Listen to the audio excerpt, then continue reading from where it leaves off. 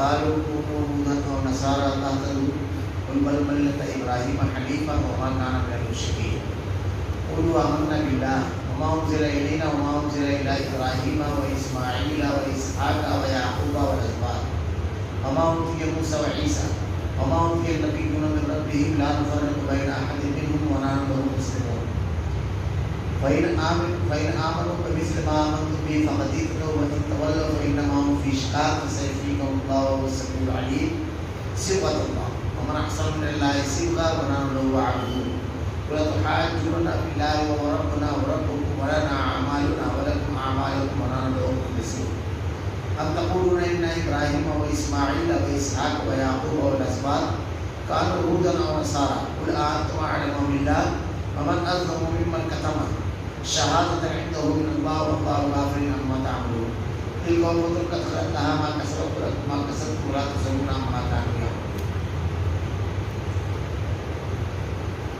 یہ کہتے ہیں کہ یہود و نصارہ بن جاؤ تو ہدایت پاؤ. تم کہو بلکہ صحیح راہ پر ملت ابراہیمی والی ہے اور ابراہیم علیہ السلام خالص اللہ کے پرستار اور مشرک نہ تھے.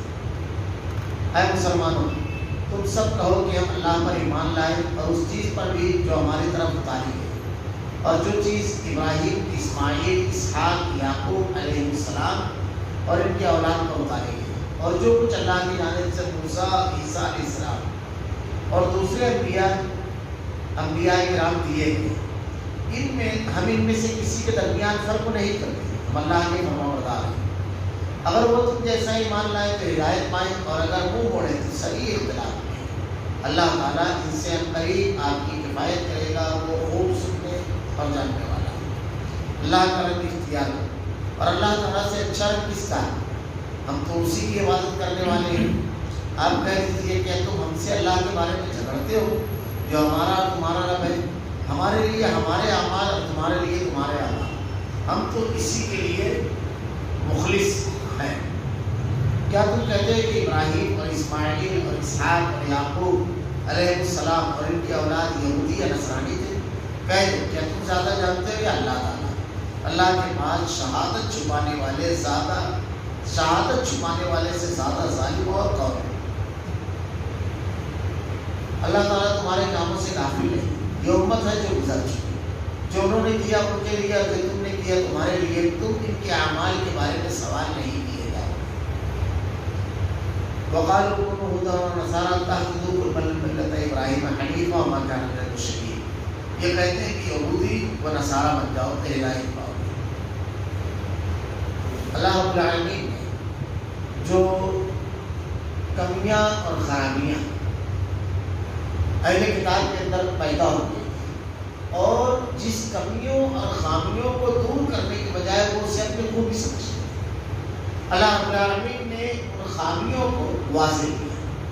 اس میں ایک چیز یہ تھی کہ یہودیت یا نصرانیت.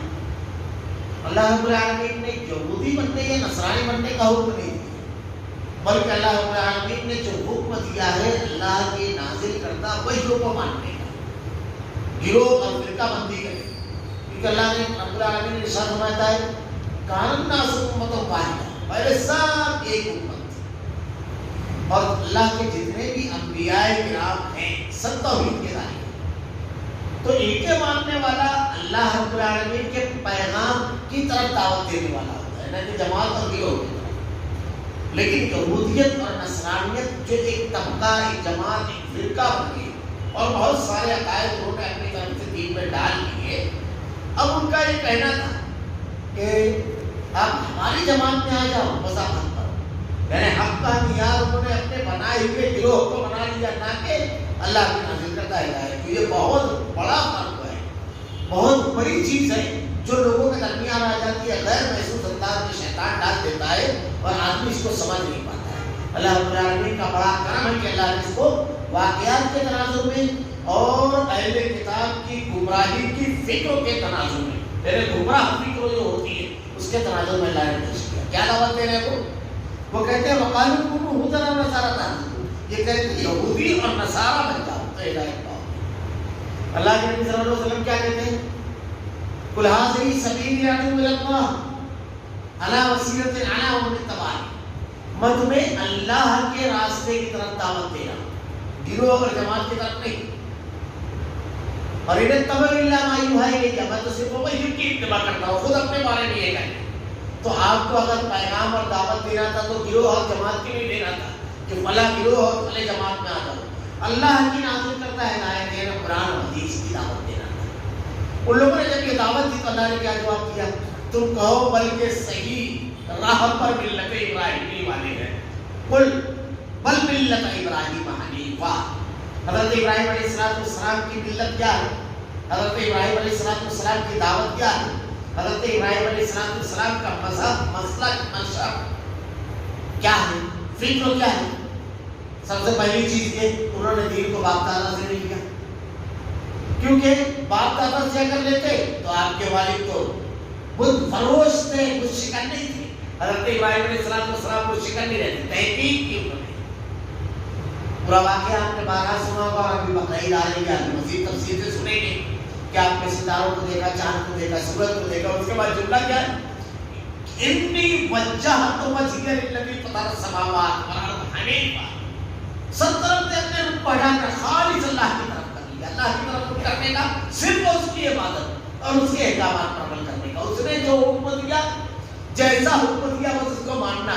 یہ ہے دین ابراہیمی، یہ ہے حنفیت. حنیف اللہ نے کہا، حنیف کے معنی ہوتا ہے یکسو، ہر طرف سے اپنی توجہ ہٹا کر کے خالص اللہ کے پیغام کی طرف. اللہ نے کیا حکم دیا ہے اس پر رب پرستی آ جاتی ہے. تو اللہ تعالیٰ نے کیا کہا؟ صحیح راہ پر ملت ابراہیمی والے ہیں. ابراہیم علیہ السلام کو ماننے والا وہی کو اللہ کے پیغام کو ماننے والا رہتا ہے. گروہ شخصیات کی سب نہیں ہوتا اس کے بعد اندر رب پرستی ہوتی ہے. ابراہیم علیہ السلام ملت ابراہیم ہمارا کہنا میرا مشرکین، اور ابراہیم علیہ السلام خالص اللہ کی پرستار کے مشرکین، توحید خالص ہے. ان لوگوں کے اندر شرک پایا جاتا تھا. حضرت عزیر کو اللہ کا بیٹا کہتے ہیں، یہودی عیسائی حضرت عیسیٰ علیہ السلام کا اللہ کا بیٹا کہتے ہیں. ان کے اندر شخصیت پرستی تھی اور توحید رب پرستی لاتی ہے. میں نے اکثر کی بات کہی، اللہ نے قرآن میں بیان فرمایا، توحید جب دل کو کرتی ہے تو شخصیت کی عقیدت و محبت ہوتی ہے، لیکن پوجا نہیں ہوتی ہے، عبادت نہیں ہوتی ہے، رب کا مقام نہیں دیتا ہے. رب پرستی توحید سے آتی ہے. حضرت موسیٰ علیہ السلام کو آگے میں بڑا واضح سے بات ہے. ہمارے یہاں دیکھیے یہی چیز بنی اسرائیل میں سے آئی ہے. معمولی کسی کی کرامت مشہور ہو گئی، کسی کے بارے میں قصے کہانیاں مشہور ہو گئی، لوگوں نے ان کی عبادت کرنا شروع کر دی. خاص طور سے اولیاء کرام کے نام پر تو عجیب و غریب معاملہ ہے. حضرت عبدالقادر جیلانی رحمہ اللہ، ان کے بارے میں ایسی کرامتیں لوگوں نے مشہور کی ہے. حالانکہ محققین نے لکھا ہے ان کے بارے میں کہ اگر میں بتاؤں تحقیقات کہ ان کے بارے میں جو پہلی کتاب ان کی کرامات کے سلسلے میں لکھی گئی ہے تو ان کے دنیا سے جانے کے 150 سال بعد کا معاملہ ہے. 150 سال بعد لکھی گئی، اور اس کے بعد والی جو کتاب ہے تو 500 سال بعد لکھی گئی. اتنا بڑا لمبا ہوتا ہے. بہجت الاسرار جو کتاب ہے پہلی، اور پھر اس کے بعد دوسری جو ہے قلائد الجواہر. اس میں جتنی کرامتیں لکھی گئی ہے سب کے بارے میں کہ یہ قسام جھوٹے راویوں نے بیان کی، کوئی اس کی صحیح سند نہیں ان روایتوں. خود عبدالقادر جیلانی رحمہ اللہ کے بارے میں کیا کیا مشہور؟ 12 سال کشت پوری، وہ 12 ڈوبیرے نکال دی گئی. آپ کو معلوم ہے، تاریخ پڑھیے. حضرت عبدالقادر جیلانی رحمہ اللہ کا جو مقبرہ آج بتایا جاتا ہے، تاریخی روایتوں سے یہ ثابت ہے کہ آپ کی قبر جہاں تھی، جہاں آپ کو دفن کیا گیا تھا، تو وہ مظفر الدین اس نے آپ کی پوری قبر زمین سے کھدوا کر کے دریائے دجلہ میں ڈال دیا، کیونکہ اس کا کہنا تھا یہ وقف کی زمین ہے، اس لیے یہاں قبر نہیں تھی. تاریخ پڑھیے ہمارے یہاں کیا کیا واقعات مشہور ہے. ان کی قبر عبدالقادر جیلانی رحمہ اللہ کی تاریخ ادا کر کے دیکھتے کہ مجھے اللہ توفیق دے. غنیہ میں اور اپنی کتابوں میں انہوں نے جو رد کیا ہے شرک وغیرہ کا، لیکن ہمارے یہاں دیکھیے کرامتیں بنائی گئی اور اس کے بعد کیا کیا بنا لیا گیا. بعض مقامات تو ایسی کرامتیں بیان کی گئی ہے اللہ رب العالمین کا سارا اختیار ان کو دے دیا کہ نعوذ باللہ استغفر اللہ وہ کسی موقع پر انشاءاللہ عزیز آگے بحث آنے والی ہے، وہاں پر تفصیل سے بیان کروں گا۔ شخصیت پرستی، معمولی کرامت کی وجہ سے رب بنا لینا، ان کو مشکل کشا اور حاجت روا سمجھ لینا، یہ توحید نہ ہونے کا نقصان۔ توحید جب رہتی ہے کیا ہوتا ہے؟ حضرت ابراہیم علیہ حضرت موسیٰ علیہ السلام کا واقعہ دیکھیے، جادوگروں نے جب رسیاں ڈالی اور وہ حرکت کرتی ہوئی نظر آئی، حضرت موسیٰ علیہ السلام اس کو دیکھ کر خوفزدہ ہو گئے۔ اللہ تعالیٰ کہتا ہے فَوَجَدَ فِي نَفْسِهِ خِيفَةً مُوسَىٰ قُلْنَا لَا تَخَفْ إِنَّكَ أَنتَ الْأَعْلَىٰ، اے موسیٰ خوفزدہ نہ، اپنے ہاتھ میں جو عصا ہے ڈال دے رہا ہے۔ یہاں ہم کتنے اسباب ہیں۔ کرامت انبیاء کے اختیار کی چیز نہیں ہے، اللہ جب چاہتا ہے اس کو ظاہر فرماتا ہے جب وہ چاہتا ہے، کیونکہ اللہ کی طرف سے۔ ایسے ہی معجزات اپنی طرف سے انبیاء جب چاہیں جب نہیں کر سکتے ہیں، معجزات اور کرامت اللہ رب العالمین کے اختیار کی چیز ہے۔ تو اللہ تعالیٰ نے حکم دیا، وہ لاٹھی ان کے ہاتھ میں تھی، مگر ایسا نہیں ہے کہ جب چاہے جب اللہ چاہتا ہے تو انہوں نے ڈال دی۔ اب وہ سانپ ہزار بن گیا اور سب نکل گیا۔ جادوگروں نے جب یہ دیکھا تو ظاہر تو یہ تھا کہ عصا ڈالا تھا حضرت موسیٰ علیہ السلام، مگر توحید جب آتی ہے تو شخصیت پرستی نہیں، رب پرستی آتی ہے۔ جس رب نے اس عصا کو استحا بنا دیا، کیا کہا جادوگروں نے؟ رب موسیٰ و ہارون، ہم موسیٰ اور ہارون کے رب پر ایمان لائے۔ حضرت موسیٰ علیہ السلام کے سامنے نہیں جھکے، موسیٰ کے رب پر ایمان لائے۔ ہمارے یہاں معمولی سے کرامت دیکھ کر لوگ بندوں کے سامنے تو پیرے ہو جاتے ہیں، یہ توحید نہیں ہے۔ یہ اللہ رب العالمین ہے، اس کی قدرت کاملہ سے جب وہ چاہے جو چیز ظاہر کرے۔ ایک پتا بھی جب حرکت نہیں کر سکتا تو کسی کے اوپر اگر اللہ رب العالمین نے کبھی کچھ خصوصی کرم کیا اور کچھ کرامت سرزد ہوئی، اس کے ہاتھ سے کچھ کرامت ہوئی، ٹھیک ہے اللہ کا اوپر گزیدہ بندہ ہے، اللہ کی مدد آئی، لیکن اس کی بندگی اور عبادت نہیں کرنا ہے۔ تو کیا تھا؟ وہ مشرک نہیں تھے حضرت ابراہیم علیہ السلام کے بارے میں جو تم کہہ رہے ہو، وہ مشرک نہیں تھے، اور ان کے یہاں شرک کو پایا جاتا ہے۔ تو جن لوگوں کے یہاں شرک کو پایا جاتا ہے، دین ابراہیمی کے ماننے والے، ملت ابراہیمی کے ماننے والے، حنفی نہیں ہے۔ ابراہیم علیہ السلام کا دین خالص اللہ کے پاس ہے۔ اس کے بعد قولوا آمنا باللہ وما انزل الینا وما انزل الی ابراہیم واسماعیل واسحاق ویعقوب والاسباط وما اوتي موسیٰ وعیسیٰ وما اوتي النبیون من ربهم لا نفرق بین احد منهم ونحن له مسلمون۔ اے مسلمانوں، سب کہو ہم اللہ پر ایمان لائے، اس چیز پر بھی جو ہماری طرف اتاری ہے، جو چیز ابراہیم، اسماعیل اور اسحاق، یعقوب علیہ السلام اور ان کے اولاد کو اتاری ہے، اور جو کچھ اللہ کی جانب سے موسیٰ اور عیسیٰ علیہ السلام اور دوسرے انبیاء علیہ السلام دیے ہیں، ہم ان میں سے کسی کے درمیان فرق نہیں کرتے، ہم اللہ کے فرما بردار ہیں۔ اتنا پیارا سلوک ہے، غور کیجیے۔ کیا کہہ رہے ہیں؟ اللہ تعالیٰ کہہ رہا ہے اہل ایمان سے سنو کیا جواب دے رہے ہیں۔ ہم سب پر ایمان لائے، تمام انبیاء کرام جتنے بھی ہیں سب پر ایمان لاتے ہیں، سب اللہ کے نبی تھے، اور اللہ تعالیٰ نے ان کی طرف جو ہدایت بیان نازل کی اس کو ہم مانتے ہیں۔ فرق ہے، فرق اللہ نے کہا تلک الرسل فضلنا بعضهم علی بعض، بعض رسولوں کو بعض پر اللہ نے فضیلت دی، لیکن ان کا پیغام سب کا ہے، ہم اس میں فرق نہیں کرتے۔ اب آپ کہتے ہو کہ حضرت موسیٰ علیہ السلام کو مانتے ہیں، تو حضرت موسیٰ علیہ السلام نے تو سب کو ماننے کا حکم دیا تھا، آپ نے حضرت عیسیٰ علیہ السلام کا انکار کیا۔ حضرت عیسیٰ علیہ السلام کے ماننے والے اللہ کے نبی کا انکار کیے۔ تو ایک بات یہ سمجھیے کہ اگر کوئی یہ دعویٰ کرتا ہے کہ یہ حق ہے اور اس کو چھوڑ دو، اس کو مانو، یہ دعویٰ کس کا ہے؟ غور کرنے کی چیز۔ اللہ تعالیٰ نے حق کو تقسیم نہیں کیا ہے، حق کو الگ الگ کھانوں میں نہیں بانٹا ہے کہ وہاں تھوڑا سا حق ادھر ہے، تھوڑا سا حق ادھر ہے، تھوڑا سا حق ادھر ہے، آپ کسی کے بھی پیچھے چلنے لگو بس حق کی پیروی ہو جائے گی نا۔ فرق نہیں کرتے ہیں، ہمارے یہاں دیکھیے جماعتوں اور فرقوں میں لوگ بڑھ چکے ہیں، اور ایک کو مانا باقی کو چھوڑ دیا۔ اللہ کا پیغام اگر کوئی لے کر کے آئے گا ہے اللہ کا نبی، اس میں کوئی فرق نہیں کرتے ہیں، فرق کرنے والا حق پر نہیں ہو سکتا۔ فما زاباد الحق الا السلام، حق کے علاوہ سب ہو رہی ہے، ایک حق باقی سب ہو رہی ہے. یہ سوچنے والی بات ہے. تو اللہ تعالیٰ علیہ ایمان سے کہہ رہا ہے کہ کہو ہم اللہ پر ایمان لائیں اور اس چیز پر جو ہماری طرف اتاری گئی، یعنی اللہ رب العالمین کی نازل کرتا ہوا یہ پر شخصیت پرستی پر نہیں، ان کی ذہنی صلاحیتوں پر، ان کے زہد و تقوی پر، ان کے علم پر ایمان نہیں لائے.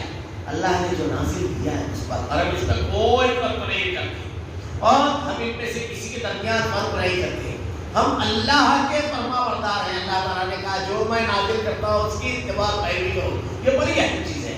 یہ جب آدمی کے دماغ میں اتر جاتی ہے، یہ بات ذہن و دماغ میں، دل میں اتر جاتی ہے کہ اللہ کے حکم کو ماننا ہے، تو اس کی شخصیت میں کتنا بڑا فرق آتا ہے. جانتے ہیں کتنا بڑا. اللہ رب العالمین کی فرما برداری جب آتی ہے. ہم صحابہ کرام کے واقعات میں ہوتے ہیں. اللہ کے نبی صلی اللہ علیہ وسلم نے اپنے صحابہ کے بارے میں ارشاد فرمایا کہ میرے صحابہ جو ہیں ان کی اتباع پیروی کرنا. یہ اعلان یافتہ کیوں ہے؟ اللہ رب العالمین نے ان کو اتباع احسان کے ساتھ کرنے والوں کا تذکرہ کیا ہے کہ راضی ہوا اللہ سے. یہ کیوں؟ صحابہ کا مزاج کیا تھا؟ دیکھیے صحابہ کا مزاج. پہلا واقعہ اللہ کے نبی صلی اللہ علیہ وسلم کی جب وفات ہوئی تو آپ کی وفات پر پہلا سوال یہ کھڑا ہوا کہ آپ کی تدفین کہاں کی جائے. تو کچھ لوگوں کی رائے تھی مکہ لے کر چلا جائے، کچھ لوگوں کی رائے تھی کہ مسجد اقصیٰ لے کر چلا جائے جہاں اکثر انبیاء کرام کی تدفین ہوئی. اللہ کے نبی صلی اللہ علیہ وسلم کی تدفین پر پہلا سوال اٹھا. حضرت ابوبکر صدیق رضی اللہ تعالیٰ عنہ نے رائے دی. دیکھیے آپ کی رائے آ رہی ہے، اب اس پر گفتگو کی گنجائش ہے. آپ نے ایک رائے دی، انہوں نے ایک رائے دی، اس پر گنجائش ہے گفتگو کی. اللہ کے نبی صلی اللہ علیہ وسلم کی ایک حدیث حضرت ابوبکر صدیق رضی اللہ تعالیٰ عنہ نے پیش کی کہ اللہ کے نبی نے ارشاد فرمایا انبیاء جہاں پر ان کی موت واقع ہوتی ہے، جہاں وفات پاتی ہے وہیں ان کو دفن کیا جاتا ہے. بس یہ روایت کا اشارہ اقرار ختم ہو گیا. یہ کیا تھا؟ یہ رب پرستی، نبی کا حکم آیا، بحث ختم. یہ مزاج انتہائی کامیاب ترین مزاج ہے، یہ ہمیں کامیاب کرنے والا ہے.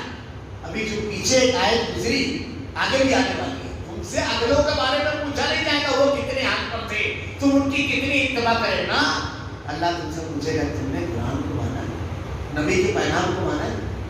ہم سے ہمارے بارے میں یہ آگے بھی آنے والی ہے. یہ ماننے والی انبیاء کرام کا تذکرہ کر دیا. انبیاء سے کم درجے کے جو لوگ ہوتے ہیں، ائمہ، محدثین، مفسرین، فقہاء، مفتیان، یہ سب کم درجے کے. بحث وہاں نہیں ہوگی، اس سے اونچے درجے میں اللہ تعالیٰ نے ہم کو سمجھا دیا. تو کیا ہوا؟ معاملہ ختم. دوسرا معاملہ اللہ کے نبی صلی اللہ علیہ وسلم کی وفات پر میرے کہنا چاہیے پہلا تو ہوتا کیا ہوا؟ حضرت عمر رضی اللہ تعالیٰ عنہ نے تلوار نکال کے کہا جو کہے گا کہ اللہ کے نبی کی وفات ہو گئی ہے گردن پر اللہ سے ملاقات کرنے گئے، واپس آئیں گے اللہ کے نبی. جیسے حضرت موسیٰ علیہ السلام طور پر گئے، حضرت ابوبکر صدیق رضی اللہ تعالیٰ عنہ مجمع جماعت آئی گا سب جمع ہوئے تھے. حضرت ابوبکر صدیق رضی اللہ تعالیٰ عنہ نے کچھ نہیں کیا، منبر پر کھڑے ہوئے وما محمد الا رسول قد خلت من قبلہ الرسل افإن مات او قتل انقلبتم علی اعقابکم. چوتھے پارے کی 5 رکوع کی پہلی آیت قرآن کی آیت تلاوت کی حضرت عمر رضی اللہ تعالیٰ عنہ کہتے ہیں مجھے ایسا لگ رہا تھا جیسے میرے پیروں میں طاقت ختم ہو گئی، میں بیٹھ گیا آیت اور سب کی زبان پر یہ آیت جاری ہو گئی.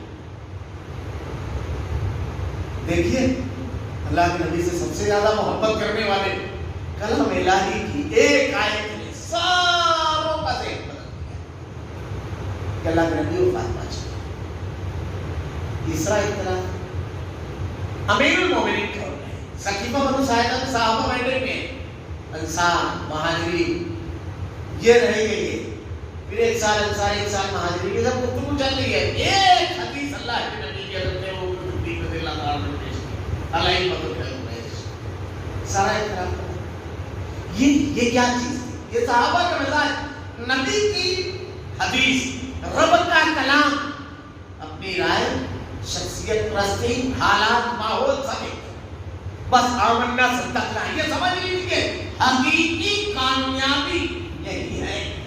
اسی کو اللہ تعالیٰ نے دیکھیے بہت واضح انداز میں رب العالمین کا جو سمجھانے کا پیغام ہے بندوں کا اس سے اعلیٰ کچھ نہیں. دیکھیے اب یہ اوپر سے پوری بحث آ رہی ہے قبلہ میں کے بھائی آمنوا بمثل ما آمنتم به، اگر وہ تم جیسا ایمان لائیں تو ہدایت پائیں گے. کیسا؟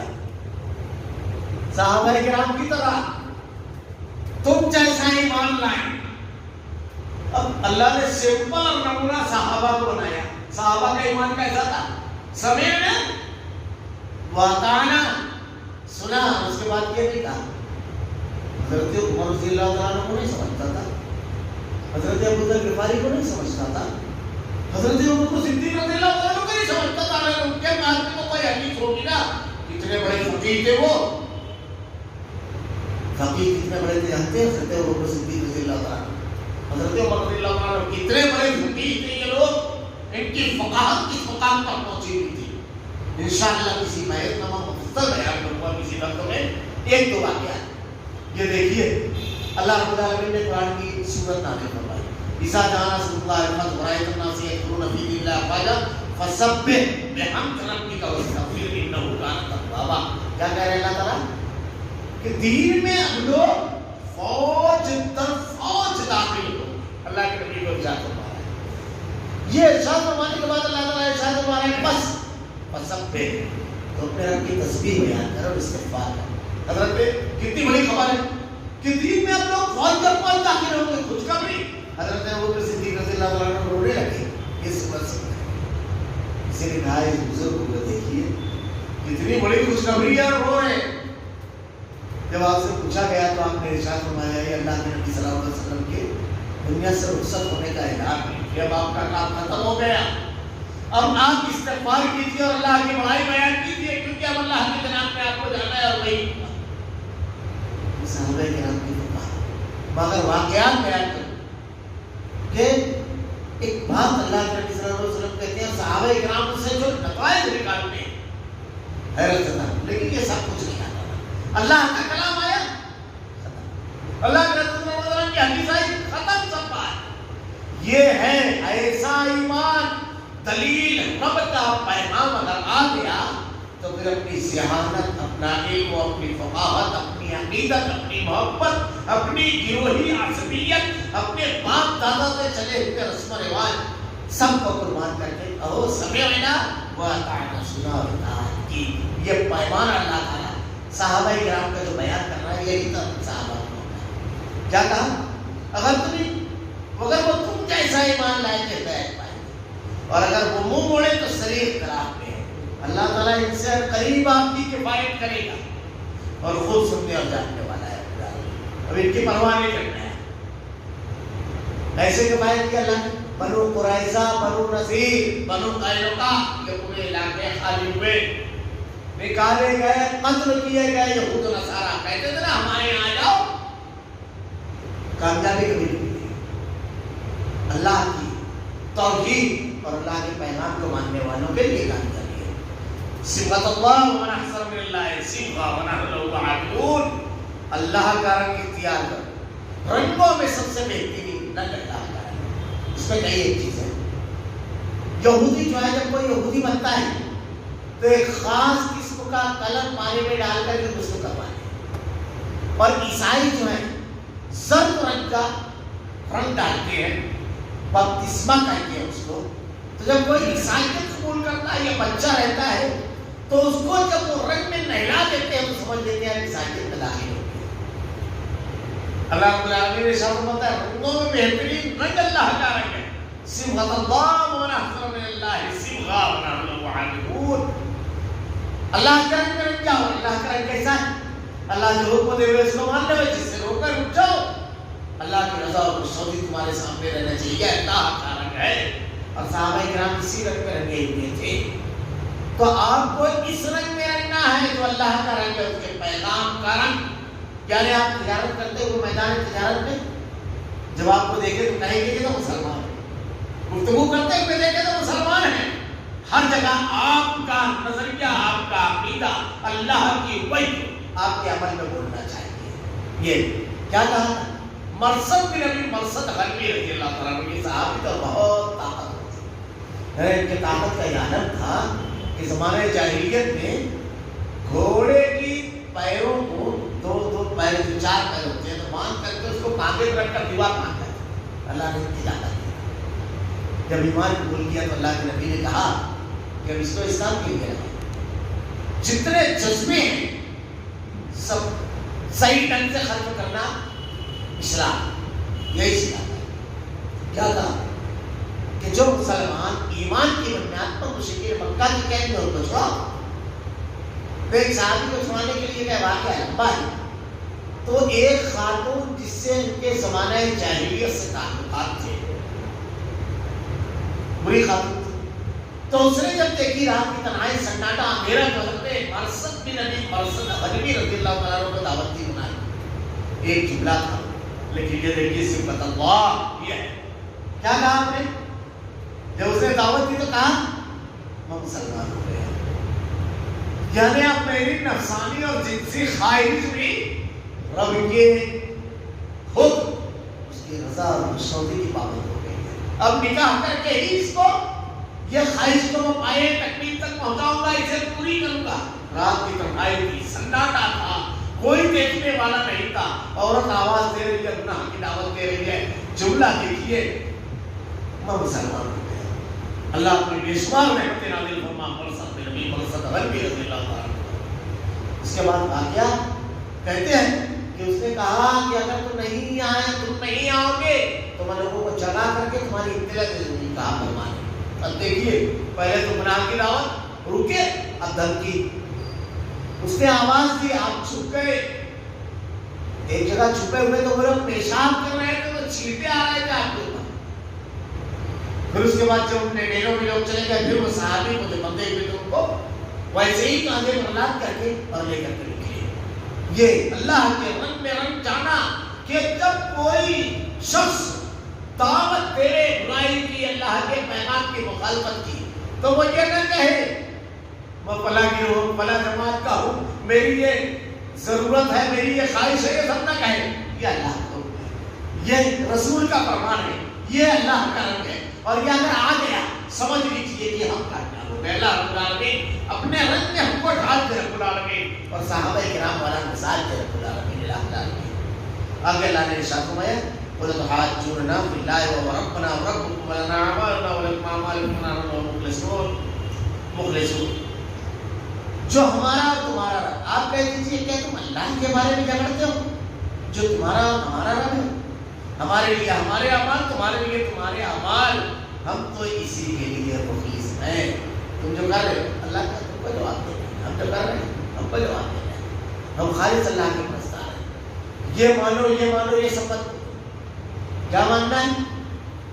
صرف اور صرف اللہ کو ماننا ہے۔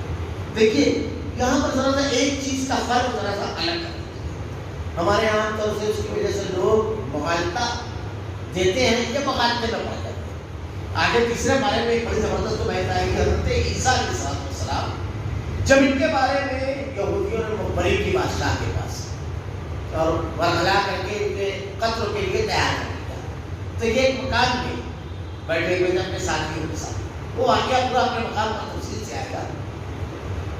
پورا بیک گراؤنڈ پس منظر ایسا ہے کہ ہر وقت یہ دھڑکا لگا ہوا ہے، ایک معمولی سی آواز بھی آتی ہے تو لگتا ہے کہ بادشاہ کی بیماری آ گئی۔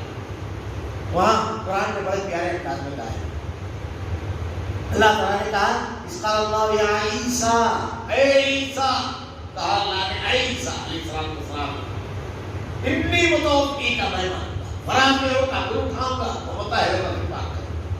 بعض لوگ اس میں غلطی کھا گئے کہ اللہ نے پہلے ماننے کا تذکرہ کیا پھر کھانے کا۔ یہ تو بلاغت کلام کے خلاف ہے، ترتیب کا بھی فرق ہے۔ کئی جوابات اس کے دیے گئے۔ پہلی بات تو یہ کہ یہ ترتیب آپ کو قرآن میں کئی جگہ ملے گی، جیسے وَالْسُبِي وَالْقَعِي، اس واقعے تو پہلے یہ جملہ ہے، تو پہلے سجدہ کرتے ہیں، پہلے رکوع کرتے ہیں نا، لیکن اللہ نے کہا وَالْسُبِي وَالْقَعِي، ترتیب پہلے تو ہوگی۔ اور آگے دیکھیے اللہ تعالیٰ نے یہاں پر پہلے تسلی دی حضرت عیسیٰ علیہ السلام کو، اس قال اللہ یا عیسیٰ انی متوفی کا میں مانوں گا۔ یہ جو ڈھونڈ رہے ہیں ڈھونڈ رہے ہیں ان کی کیا اوقات، ان کی کیا طاقت کے تم کو مارے، میں ہوں۔ پہلے تسلی ہے، اس میں تسلی ہے، کہا برام جو کا بھی تو اٹھاؤں گا اور مطاہروں کا پان کروں گا۔ اصل نہیں حضرت عیسیٰ علیہ السلام نے بیٹھے ہوئے تھے کمرے میں، تو اپنے حوالے کہا جاتا ہے حضرت عیسیٰ علیہ السلام کے ساتھیوں کو، اللہ کے نبی کے ایک حوالے تھے حضرت زبیر، اللہ کے نبی نے کہا میرے بھی ایک حوالے حضرت زبیر رضی اللہ عنہ، عبداللہ بن زبیر کے والد محترم. تو حضرت عیسیٰ علیہ السلام نے اپنے ساتھیوں سے کہا اس قال الحواریون نحن انصار اللہ، اور ہے اللہ کے راستے میں جو میرا مددگار، من انصاری اللہ قال الحواریون نحن انصار اللہ. انہوں نے کہا ہم اللہ کے راستے میں آپ کا مددگار. وہ پوری گفتگو ہے. اس کے بعد جب پوری گفتگو ہو گئی کہ ہم لوگ آپ کے ساتھ ہیں، حضرت عیسیٰ علیہ السلام کے ساتھیوں نے حواریوں نے کہا، تو ایک جملہ بہت پیارا ہے قرآن نے وہاں پر پورا بہت بڑی چیز یعنی منہج اور یہ سب چیز کو دی. یہ پورا کہنے کے بعد کیا کہتے ہیں؟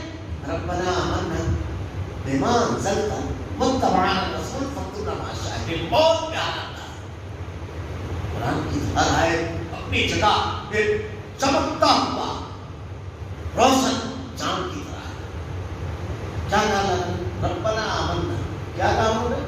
ہم ایمان لائے. ربنا آمنا، اللہ پر ایمان لانے کا اقرار کرنے کے بعد بما انزلت، جو کچھ اللہ نے نازل کیا، واتبعنا الرسول، رسول کی اتباع، فاکتبنا مع الشاہدین، اور ہم کو شہادت دینے والوں میں جو اللہ نے نازل کیا، اللہ پر ایمان لائے، جو نازل کیا اس پر. اب اس کے بعد کیا کہا؟ واتبعنا الرسول، اپنے رسول کی اتباع اور پیروی کی. ہمارے یہاں رسول کو چھوڑ کر کے آدمی اس کو مانتا ہے کہتا ہے، وہ بھی تو قرآن عزیز بتاتے ہیں. اب یہ دیکھیے جو اللہ نازل کرے کس سے لینا ہے؟ اس سے لینا ہے. بما انزلت واتبعنا الرسول واتبعنا الامام واتبعنا المفتی واتبعنا الفقیہ واتبعنا البزرگ واتبعنا المولوی نے کہا گیا واتبعنا الرسول. اتباع اور اطاعت میں فرق ہے. یہ دونوں لفظ قرآن میں ملے گا. اطاعت کے معنی ہوتا ہے فرما برداری کرنا، ماننا، یہ اللہ اور اس کے رسول دونوں کے لیے ملے گا. لیکن اتباع کا لفظ صرف رسول کے لیے ملے گا قرآن میں. اس کے معنی میں نقالی کا معنی داخل ہے، یعنی ہم جو عمل کریں گے جیسا رسول نے بتایا ویسے نقل کریں گے. تو اللہ کا نازل کرتا کہاں سے لینا ہے؟ واتبعنا الرسول فاکتبنا مع الشاہدین. اب اس کے بعد کہا کہ شہادت دینے والا بھی لکھو. اب اگر ہم اللہ کا نازل کرتا رسول کے علاوہ کسی اور سے لے تو آمیزش ہو سکتی ہے، لیکن یہاں آمیزش نہیں ہوگی، یہ اصل ملے گا. تو اللہ رب العالمین نے یہاں پر کہا کہ کہو کہ ایمان لائے. تمام کے تمام انبیاء کرام کا تذکرہ کیا اللہ رب العالمین نے ہمارے لیے مخلص. اب اس کے بعد اب تقولون ان ابراہیم و اسماعیل و اسحاق و یعقوب والاسباط كانوا هودا ونصارى اولئك اعلم بالله ومن اظلم ممن كتم شهادة عنده من الله والله غافل عما تعملون. کیا تم کہتے ہو کہ ابراہیم اور اسماعیل اور اسحاق اور یعقوب اور ان کی اولاد یہودی یا نصرانی تھے؟ بہت پیارا جواب. یہ انبیاء کرام پہلے ہیں، ان کے ماننے والے یہودی اور نصرانی. فرقے جب بنتے ہیں تو فرقے کے لوگ ہمیشہ کیا کہتے ہیں؟ نبی کے بارے میں کہتے ہیں کہ یہ فلاں جماعت ہے. تو یہ نصرانی اور یہودی اگر تھے، آپ کہتے ہو نہیں تھے اگر، تو آپ کہتے صحیح.